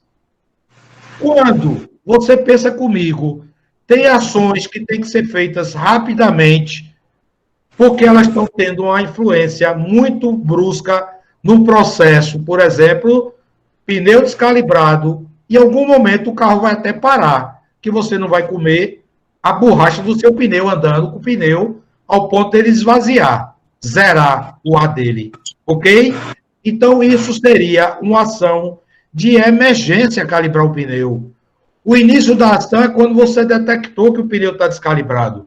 Imagine, 7 de outubro, 20 horas e 20 minutos. Tu vai esperar, vamos supor que você chegou na garagem do seu carro, do seu prédio, da sua casa, e você viu que o pneu está descalibrado. Você pode trocar o pneu na garagem do seu prédio, ou se o nível de descalibragem não estiver muito alto, você calibrar no dia seguinte. Então, você pode botar aqui, ó. Quando? Dia 8 de outubro. O fim para essa atividade, 8 de outubro. Tu vai rodar no outro dia com o pneu descalibrado? Evidentemente que não. Então, é uma ação que exige uma atividade rápida, emergencial. Por quê? Porque você vai calibrar o pneu? Para evitar o excesso de consumo de combustível. Para evitar que o pneu rasgue. Para quem não sabe, gente, a célula do Excel é pequena, mas ela aceita comentário. Você bate com o lado direito do mouse, perfeito, na célula, bate com o lado direito do mouse, tem uma função inserir comentário. Você pode escrever muita coisa. Então, você vai justificar por que você vai calibrar o pneu. Para não rasgar o pneu, para não descalibrar, para não quebrar a suspensão. Pneu descalibrado quebra a suspensão. Para não aumentar o excesso de combustível, para não dirigir de forma arriscada. Um pneu descalibrado, você pode perder uma curva, sabia? Você pode sobrar numa curva. Então, veja quantos motivos você tem para calibrar um pneu. Onde? No pneu. Por quê? Onde é onde se dá a ação, a atividade. Por que a gente bota o onde? Imagine numa fábrica com várias linhas, com várias máquinas. Onde você vai atuar? Máquina 5, linha 2. Máquina 7, linha 3. Está entendendo, gente? O onde é onde você vai realizar a atividade. Como? como é que você vai realizar essa atividade? No caso aqui, calibrar o pneu. Calibrando o pneu na borracharia, calibrando o pneu no posto de gasolina. Quantas libras um pneu pega? Via de regra, 32 libras. Então, você tem que descrever o como. No caso aqui, pneu, calibrar numa borracharia, tem no manual do fabricante qual é a calibragem para o seu carro. 32 libras é a calibragem do meu carro, outro pode ser 30, outro pode ser 36. E quanto custa? Quanto custa calibrar o pneu? Se você parar na borracharia, você pode dar R$10 ao cara, R$20. No posto de combustível tem calibrador autônomo. Você insere a mangueira no seu bico lá, do pneu, regula, tem o sinalzinho de mais e menos. Regula 32 libras, aperta o start. A bomba de ar vai gerar 32 libras no seu pneu. É assim ou não é? Sim. Vou dar só mais um exemplo de plano de ação, beleza? Só mais um exemplo. Que eu tinha falado no começo. Desregulagem do sistema de injeção eletrônica. Atividade. Israel, coloca a ata, por favor. Tá certo? Coloco sim, professor. Obrigado, meu querido. Eu vou postar novamente. Tem que assinar novamente, professor? Não. Basta uma assinatura. É porque eu disse que ia botar de forma aleatória, sabe? Professor, Ok. Oi, querido, pode falar. o senhor, mudando um pouquinho desse foco aí, desse exemplo que o senhor está dando, o senhor que já foi da GIPSO, sabe, é igual o exemplo da GIPSO, o plano de ação, quando nós tínhamos problemas de estiramento, ruptura, então um plano de ação para corrigir aquele problema, para que não venha, não é isso? Exatamente. Correto. Ok, professor. Obrigado pela contribuição. Vou dar só mais um exemplo. Esse plano de ação, gente, vem os tópicos do causa e efeito, beleza? Então, ele pode ter 10 linhas, 20 linhas.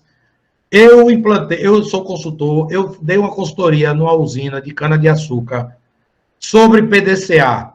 O plano de ação é uma das ferramentas do PDCA. Só com esse plano de ação que nós implantamos, eu e os gestores, eu só saí de lá quando o plano de ação foi implementado. Deu mais de 1 milhão de resultado, de reais. Então, só o plano de ação já tem uma importância gigante, beleza? Um plano de ação bem feito já corrige muito problema. Sobre o sistema de injeção, quem vai regular? A oficina, o cara lá da injeção eletrônica, o técnico de injeção eletrônica. Quando? O início. Planeja aí, amanhã.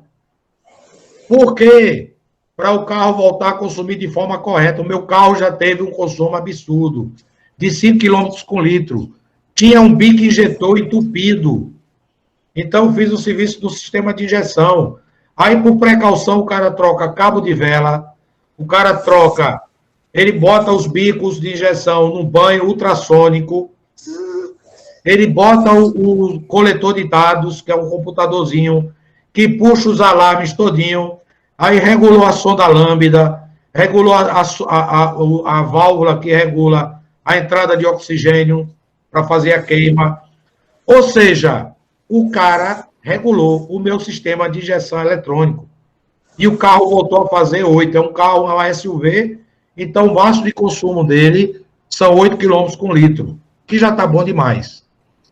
Professor, O que fazer para reduzir o consumo? Onde? No sistema de injeção eletrônica. Como? Levando o carro até a oficina especializada. Quanto custa? Foi R$180 a calibragem. A limpeza e a regulagem do sistema de injeção eletrônico. Fora o cabo de velas, que a gente troca por precaução. Beleza, gente? Entenderam? Podemos ir em frente? Eu só queria falar rapidinho, professor. Pode falar, Alan. Pode falar, querido. Essa questão do plano de ação, em algumas empresas que eu trabalhei, o que é que acontecia? Tinha uma reunião, definia os donos de cada ação, só que depois dali era passado por e-mail, uma planilha em Excel, até com fórmula já automática, que quando abria a planilha, ela já atualizava as datas e se estava cumprido ou não, que estava atrasado, que estava em dia, enfim. Só que foi percebido que muitas vezes ficava no e-mail, a pessoa salvava no computador e no dia a dia, na correria, né? No dia a dia a pessoa não viu. Aí o que é que fizeram? Fizeram um modelo de um quadro e deixou na entrada da sala. E fizeram uns cartazinhos, umas plaquinhas imantadas com as cores amarelo, verde e vermelho. E aí ia sendo atualizado diariamente, que assim ficou uma gestão à vista do plano de ação. Assim, é uma dica para que se algumas pessoas se deparou já com essa situação, poder ficar de uma forma que ninguém vai estar esquecendo, tá entendendo? Não ficar engavetado, não ficar só no e-mail, no computador, entendeu? Alan, o nome disso, você já disse, é gestão à vista, e é assim que funciona na prática. Eu agradeço a contribuição.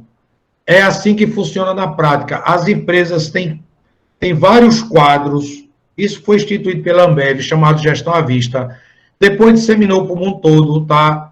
Depois veio o Scrum, métodos ágeis, que trabalha com post-it. Você vai colocando e retirando os post-it com as cores convenientes. E por que é importante... Opa, o microfone está desativado? Não. É porque eu recebi um alarme aqui, verifique seu microfone. Estão me ouvindo, né? Alto e claro. Beleza. Tá tudo bem. Vamos na Clabin. As fábricas, todo dia que eu trabalhei, eu tinha plano de ação e tinha quadro, que antigamente a gente chamava quadro de aviso, porque era em cada setor, tá? Ali tinha as atividades que cada um está fazendo. A gente vai estudar a matriz Gucci, que é a priorização do plano de ação, beleza? E tudo isso vai para o quadro de gestão à vista. Tanto em multinacionais como empresas de pequeno porte utilizam o plano de ação e as demais ferramentas que eu vou apresentar. Olha aí, matriz Gucci, ela vai gerar a priorização do plano de ação. Vamos lá entender matriz Gucci. Também é um anagrama. G de gravidade, U de urgência e T de tendência. Esse anagrama, que são essas 3 letras, eles são ranqueados de 1 a 5. Quanto mais grave o problema, maior o ranking. Quanto menos grave, menor.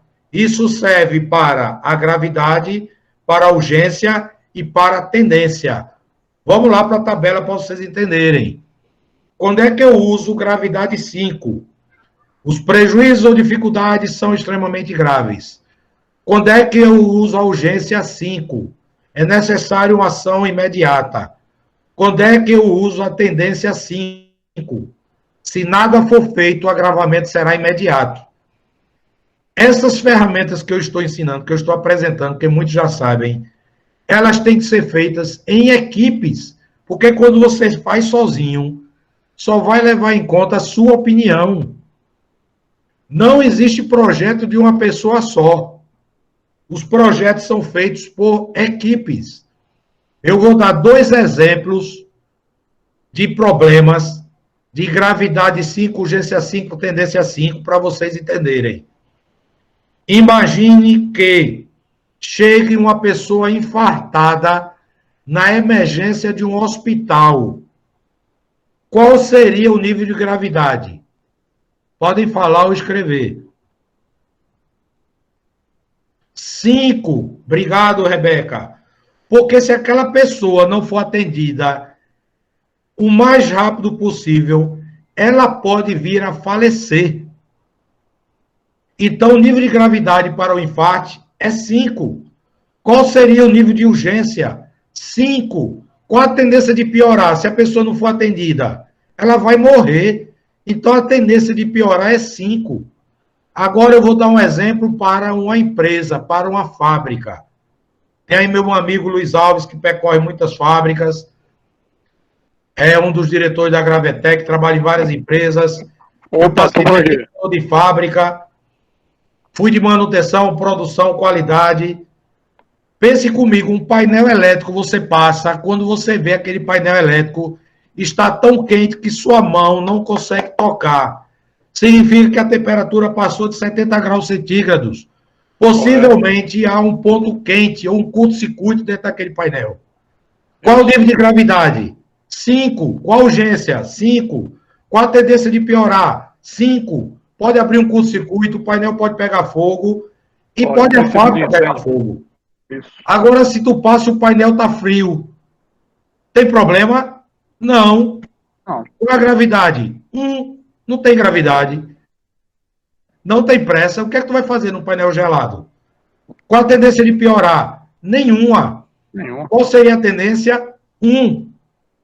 Então, você, na tabelinha, ó, que eu vou mostrar ela aqui, é uma planilha também, você multiplica o índice de gravidade, urgência e tendência. O total pode ser 125, faça a conta comigo. 5 da gravidade vezes 5 da urgência, 25. Vezes 5 da tendência, 125. O ranking máximo pode ser 125. O ranking mínimo pode ser quanto? 1. Se a gravidade for 1, a urgência é 1 e a tendência é 1, o resultado é 1. Veja como a matriz Guth é importante. Você fez seu plano de ação. Os tópicos ali podem estar aleatórios. Quando você joga para a matriz Guth, a equipe vai fazer a computação, a multiplicação dos indicadores de gravidade, urgência e tendência. Faz uma ponderação na matriz exatamente. Quanto mais grave, maior o ranking. A gente já aplicou isso aqui na área hospitalar, já demos consultoria em hospital, tinha consultores do Sírio-Libanês. Para vocês terem ideia do nível do povo, tinha um médico que é responsável pela implantação do gabinete contra a Covid-19 na Paraíba, que é chamado Gabinete de Crise. No estado da Paraíba, o cara foi aluno nosso, fez Green Belt e Black Belt, Dr. Emerson Medeiros, consultor do Sírio-Libanês, e ele implantou isso para o combate à Covid. Chega uma pessoa com um arranhão no dedo no hospital. Quem é mais importante, atender ela ou o paciente com a crise respiratória? Não dá nem para comparar.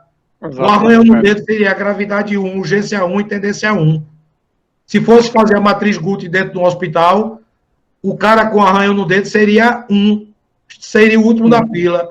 A pessoa com uma crise respiratória grave, aguda grave, seria 125, passa na frente de todo mundo, vai para o respirador artificial. Entenderam, gente? Correto. Não é massa a matriz Guth, ela traz a priorização do plano de ação. O meu amigo falou que o plano de ação entrava no e-mail e aí ninguém via mais. Tanto o plano de ação contra a matriz Guth vai para o painel de gestão à vista. Aquela linha que está com 125 é a prioridade 1. Essa planilha também ela é inteligente. Eu tenho ela toda com fórmula. Então, ela coloca em ordem crescente, de cima para baixo, qual é a priorização, beleza? E eu boto a célula de condicional, é a fórmula do Excel.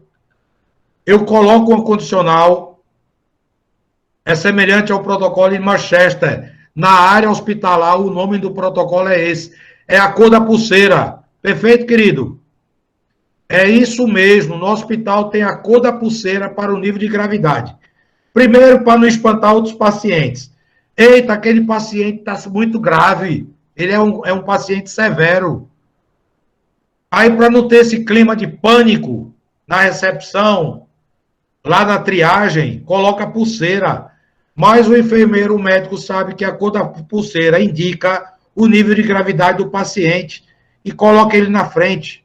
Tranquilo? Tá bem entendida a matriz Guth, gente? Sim. Deixa eu dar uma falhada no microfone do senhor, professor. Show de bola. Estão me ouvindo bem aí? Tranquilo? Agora melhorou. Tranquilo, obrigado. Tudo tranquilo. 5%. Agora vamos para a matriz esforço-impacto. Muitas outras das pessoas conhecem, mas essa matriz esforço-impacto, ela não é tão conhecida apenas para quem faz os cursos em Six Sigma. A matriz esforço-impacto é fantástica. Olha só. ela vai priorizar o que atacar e priorizar, o que descartar e reservar, o que identificar na célula ver e agir, identificar os problemas que são as soluções óbvias. Observe o que é essa matriz esforço-impacto. Quando você vai resolver problemas dentro da empresa, o que mais tem é problema. Você fez o brainstorming, colocou no diagrama de causa e efeito, fez a matriz Gut. Pensa comigo, se tiverem 5 tópicos, 125, você vai ter um problema nas mãos. Concorda? Porque você tem 5 itens no ranking máximo. E como é que você vai decidir qual é o primeiro a atacar? A matriz esforço-impacto é para isso. Beleza? Ou vários rankings 95, ou vários rankings 89, que é a resultante das multiplicações. Estão entendendo, meu povo? Então, você precisa de mais uma ferramenta. Por isso que o Lean Six Sigma, ele traz muitas ferramentas para você saber como atuar. Veja como ela é fantástica. Eu sou Oi, querido, pode falar. Melquisedeque aqui do Cabo Santo Agostinho.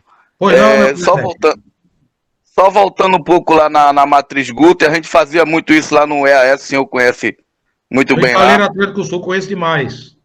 Positivo. A gente fazia um quadro hora a hora, né? Onde era atualizado justamente para atacar o problema e não deixar ele ir mais adiante. Show de bola, Melquisedeque. O Lean foi implantado no estaleiro. Um amigo meu chamado Alexandre Soares foi consultor. E depois eu dei vários cursos dentro do estaleiro, muitos mesmo, perdi as contas. Para vários níveis de profissionais, desde operador a gerente. Muito bom, Melquisedeque, pela contribuição. Valeu, Bruno. Olha só, tu fosse aluno meu lá no estaleiro, Melquisedeque? Infelizmente não, professor, infelizmente não. Não, mas tranquilo. Eu treinei muita gente. O estaleiro, para quem não sabe, gente, por enquanto, viu? Eu creio que ele vai voltar, porque uma empresa daquela não pode estar fechada. Já chegou a ter 12.500 funcionários. Positivo, tá voltando aos poucos, professor. Já tá fazendo manutenção nas máquinas. E eu tive o privilégio de conhecer o estaleiro desde a implantação, desde a montagem dele, e infelizmente até o fechamento. Depois que ele fechou, eu ainda visitei o estaleiro. Olha só, vamos entender a matriz esforço-impacto.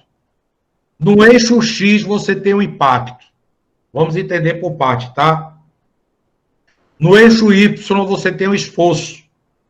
O impacto é aquele resultado para a empresa. Pode ser um impacto positivo ou negativo. Pense comigo.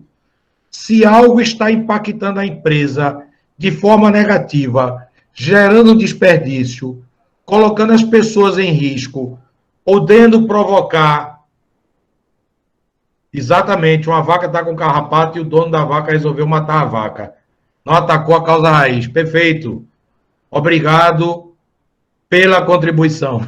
É isso mesmo. Vê mesmo, gente, o impacto baixo para a empresa pode ser algo desgastante, mas pode ser também um alto retorno financeiro. Que impacto seria esse para a empresa? Alto.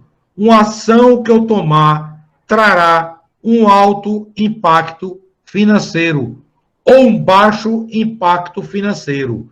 Isso eu estou falando em finanças. Antes eu estava falando sobre outro aspecto da insegurança.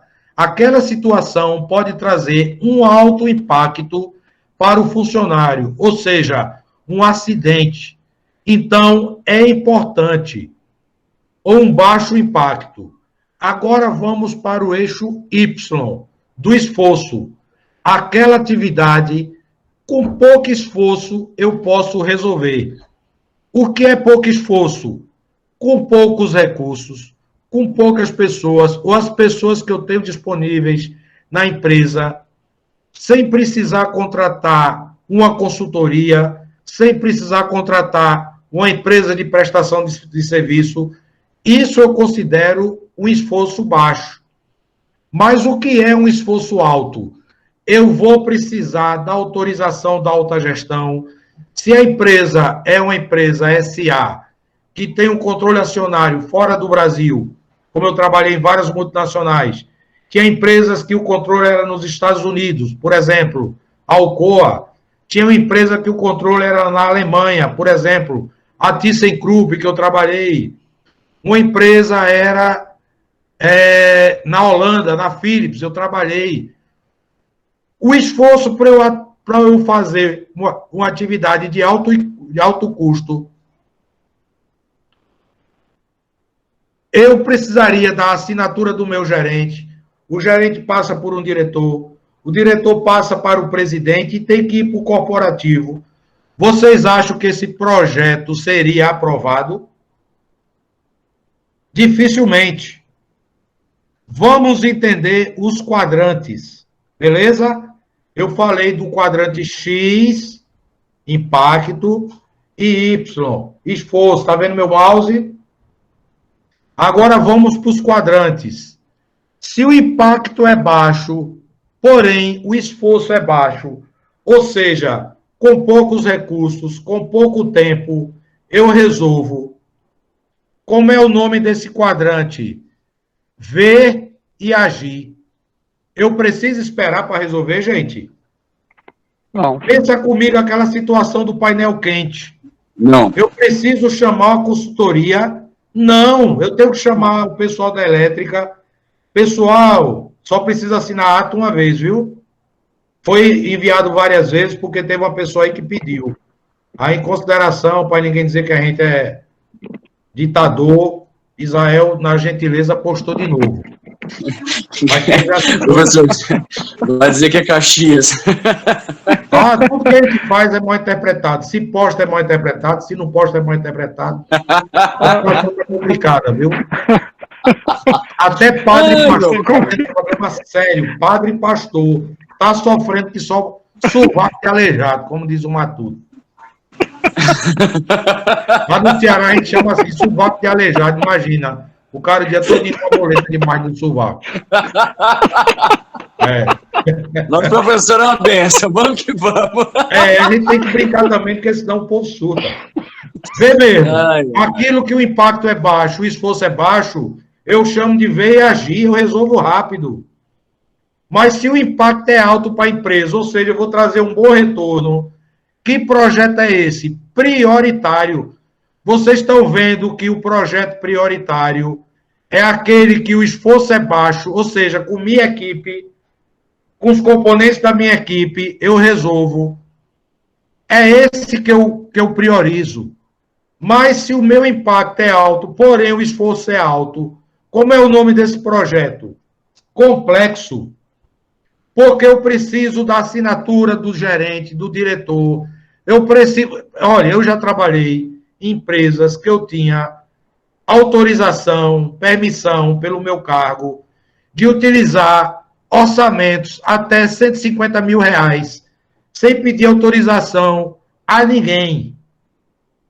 Em outras empresas, eu era gerente de manutenção, eu tinha autorização para usar um orçamento de 50 mil reais.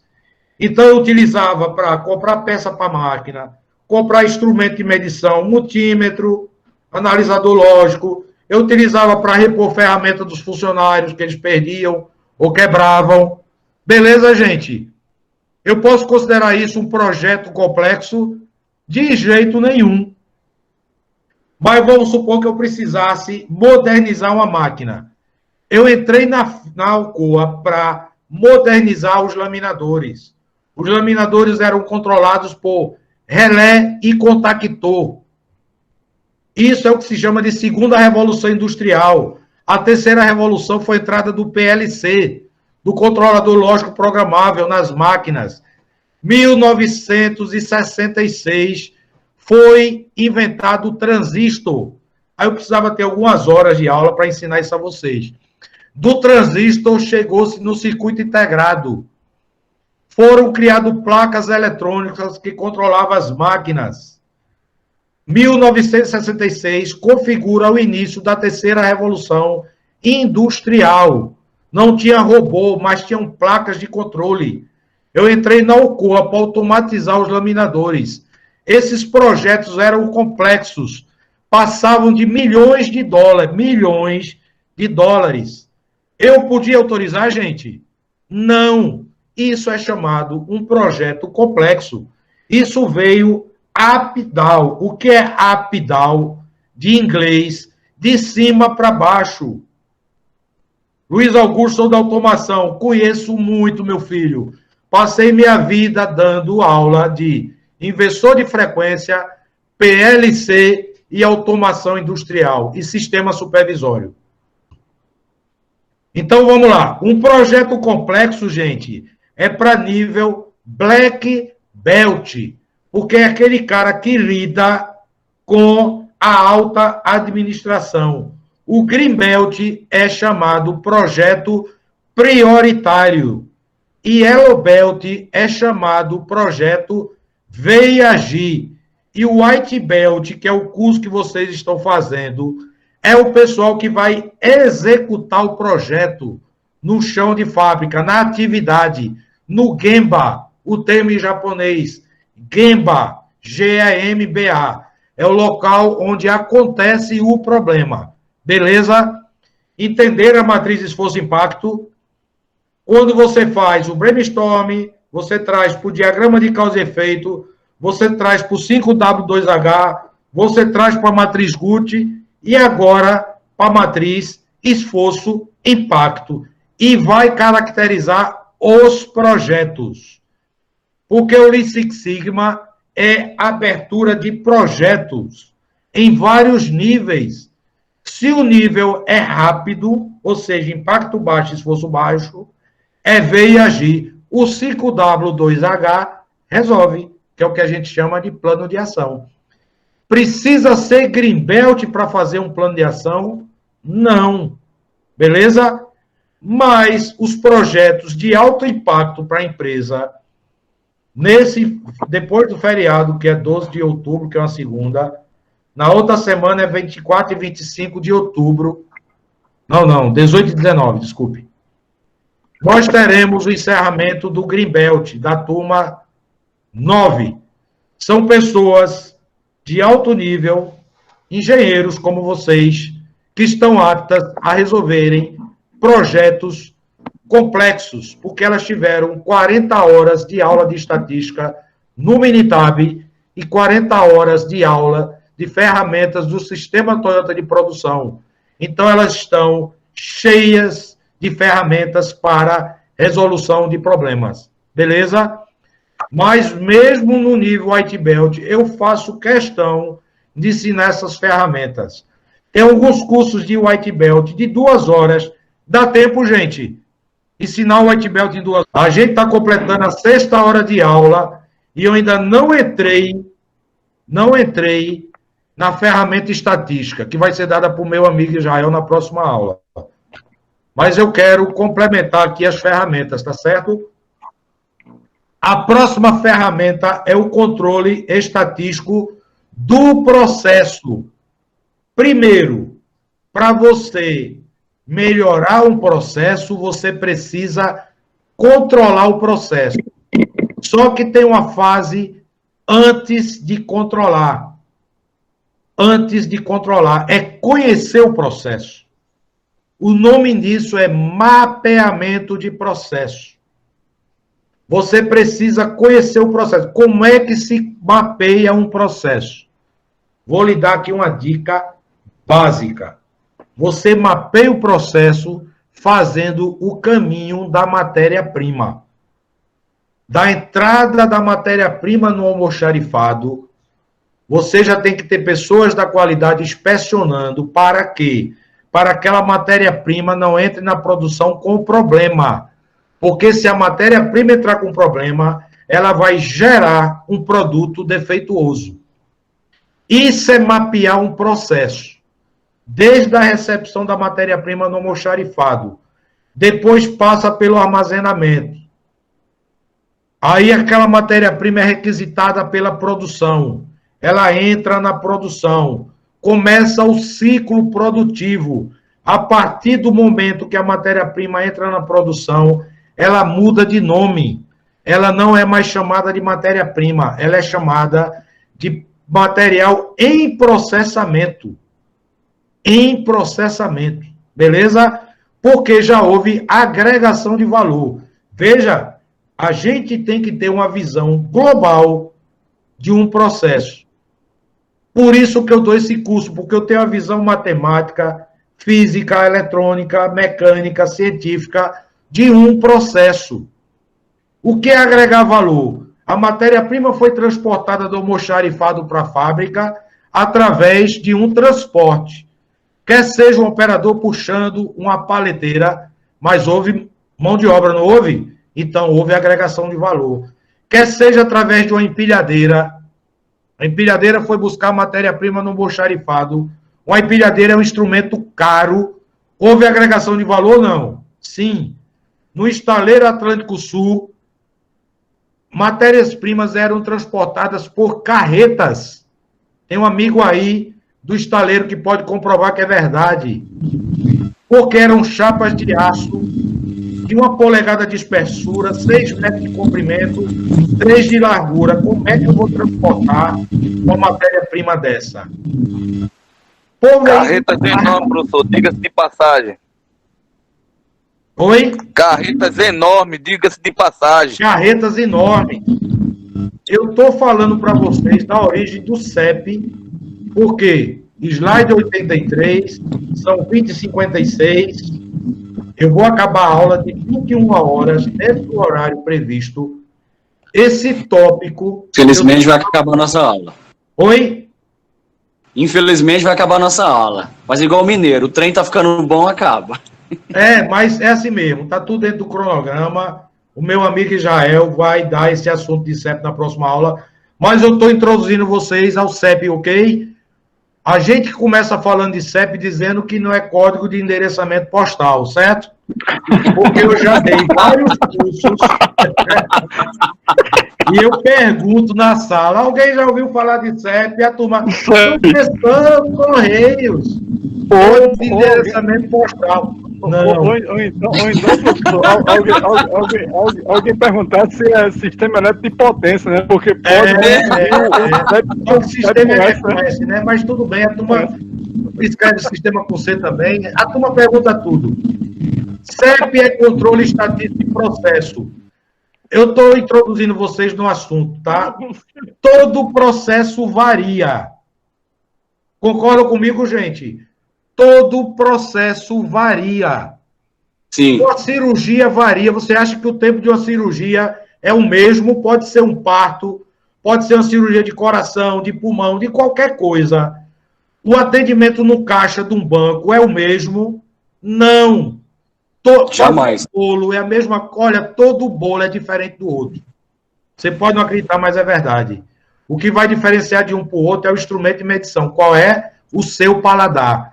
Mas se você tivesse um equipamento para medir o gosto do bolo, você ia dizer, esse bolo está com mais açúcar do que o outro. Se você tivesse um instrumento, um medidor de Brix, beleza? Gente, eu queria encerrar essa aula, faltam 2 minutos, agradecendo a participação de todos vocês, dizendo que foi um prazer enorme estar aqui com vocês nesta noite. Professor, vamos mais profundo nesse E9? Para mim é um prazer inenarrável. Eu agradeço demais, Luciano.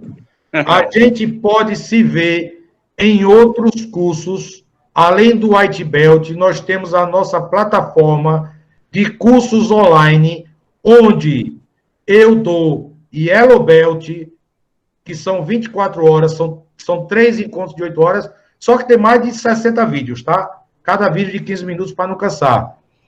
Tem um Green Belt, que são 64 horas mais 16 horas de orientação ao projeto, e tem Black Belt. Além do WCM, Manufatura de Classe Mundial, tá? Tem também Manutenção de Classe Mundial, que é um pilar do WCM, o pilar AM, de manutenção autônoma, e PM. Além de mais 10 cursos, até Indústria 4.0, eu dou. Quem mora em Recife, nós teremos curso de WCM no dia 25 de outubro e o cara ganha de bônus 4 cursos. Eu só vou dizer isso para você. Ganha de bônus o Yellow Belt, que só ele é R$450. O Kanban Expert foi o curso que eu fiz na quarentena internacional. Eu sou Kanban Expert com certificado mundial, tá? E o certificado não foi gratuito, foi $300, para vocês entenderem que só quem dá certificado de graça é a expertise. Tem Indústria 4.0 e Gestão 4.0. Nós estamos 4 cursos gratuitos para quem fizer o nosso WCM presencial. Para quem não sabe, o WCM é a metodologia empregada na Fiat e seus fornecedores, além de várias indústrias multinacionais como Unilever, ArcelorMittal, Asco Nobel, ou Asco Nobel, como queira chamar, até a Coca-Cola usa o WCM, as maiores multinacionais utilizam o WCM. Então, o WCM é uma das ferramentas vindas do sistema Toyota de produção. Foi baseada no TPM, desenvolvida por um japonês chamado Yamashita. Ele implantou o WCM na FCA, Fiat Chrysler Automobile, que tem aqui em Goiânia, na Unilever e na ArcelorMittal. E daí expandiu para o mundo todo.